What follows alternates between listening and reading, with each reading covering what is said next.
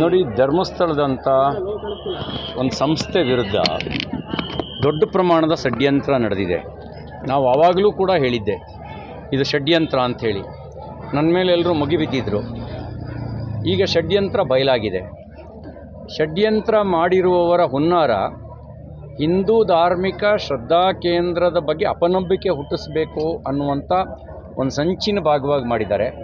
ಸಮಾಜಮುಖಿಯಾಗಿ ಕೆಲಸ ಮಾಡ್ತಿರ್ತಕ್ಕಂಥ ಧರ್ಮಸ್ಥಳದ ಧರ್ಮಾಧಿಕಾರಿಗಳು ಅವರ ಕುಟುಂಬಕ್ಕೆ, ಅವರ ಕುಟುಂಬದ ಗೌರವಕ್ಕೆ ಧಕ್ಕೆ ತರಬೇಕು ಅನ್ನೋ ಹಿನ್ನೆಲೆಯಲ್ಲಿ ಮಾಡಿದ್ದಾರೆ.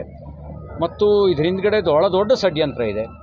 ಪ್ರಕಾಶ್ ರಾಜ್ ಅಂತ ಒಬ್ಬ ನಕ್ಸಲರಿಗೆ ಬೆಂಬಲಿಸ್ತಕ್ಕಂಥ, ಅರಾಜಕತೆಯನ್ನೇ ಉಸಿರಾಗಿಟ್ಕೊಂಡಿರ್ತಕ್ಕಂಥ ಒಬ್ಬ ವ್ಯಕ್ತಿ ಈ ಒಂದು ಸೂತ್ರದಲ್ಲಿ ಪಾಲ್ದಾರ ಆಗಿದ್ದಾನೆ ಅಂತಕ್ಕಂಥ ಮಾಹಿತಿಯೂ ಕೂಡ ಒದಗಿ ಬಂದಿದೆ.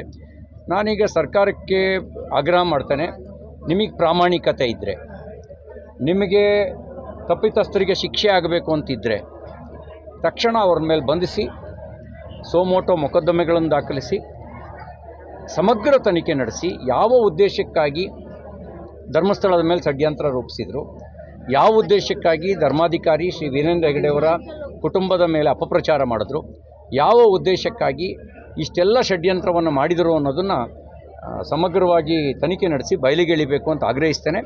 ಮತ್ತು ಇವ್ರನ್ನೆಲ್ಲ ಎಲ್ಲಿಡಬೇಕು ಅಲ್ಲಿಡಬೇಕು. ನೀವು ಕಾಂಗ್ರೆಸ್ ಚುನಾವಣಾ ಪ್ರಚಾರದಲ್ಲೂ ಬಳಕೆ ಮಾಡ್ಕೊಂಡಿದ್ರಿ. ನನ್ನ ವಿರುದ್ಧದ ಪ್ರಚಾರಕ್ಕೂ ಪ್ರಕಾಶ್ ರಾಜು ಚಿಕ್ಕಮಗಳೂರಿಗೂ ಬಂದಿದ್ದರು.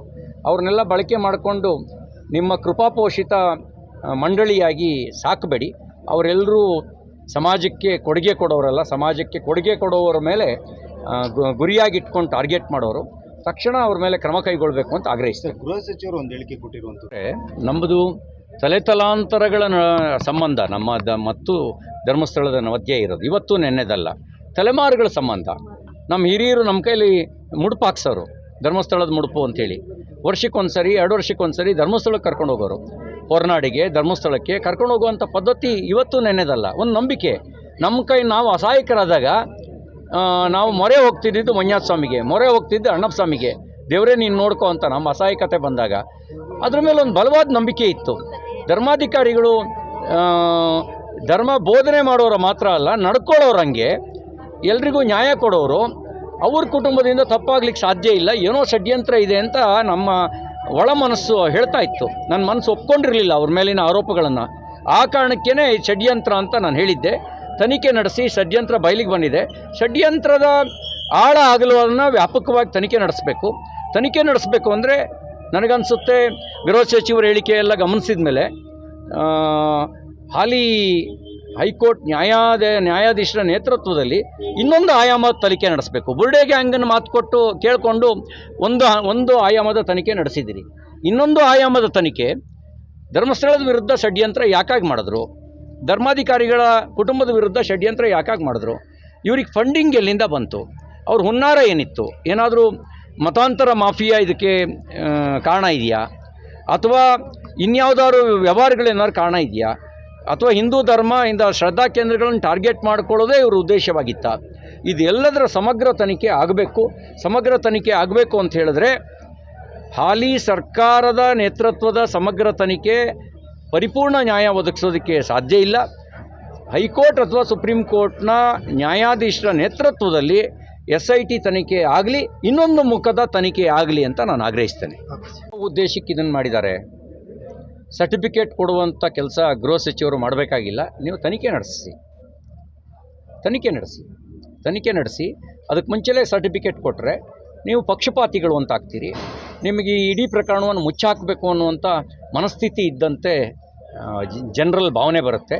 ನೀವು ಗೃಹ ಸಚಿವರಾಗಿ ಈ ರೀತಿ ಹೇಳಿಕೆ ಕೊಡ್ತಕ್ಕಂಥದ್ದು, ಸರ್ಟಿಫಿಕೇಟ್ ಕೊಡ್ತು. ಹಾಗಾದರೆ ಧರ್ಮಸ್ಥಳಕ್ಕೆ ಷಡ್ಯಂತ್ರ, ಧರ್ಮಸ್ಥಳದ ಧರ್ಮಾಧಿಕಾರಿಗಳ ಕುಟುಂಬದ ವಿರುದ್ಧ ಷಡ್ಯಂತ್ರ ಮಾಡೋದು ಒಳ್ಳೆ ಕೆಲಸ ಅಂತ ನೀವು ಭಾವಿಸ್ತೀರಾ?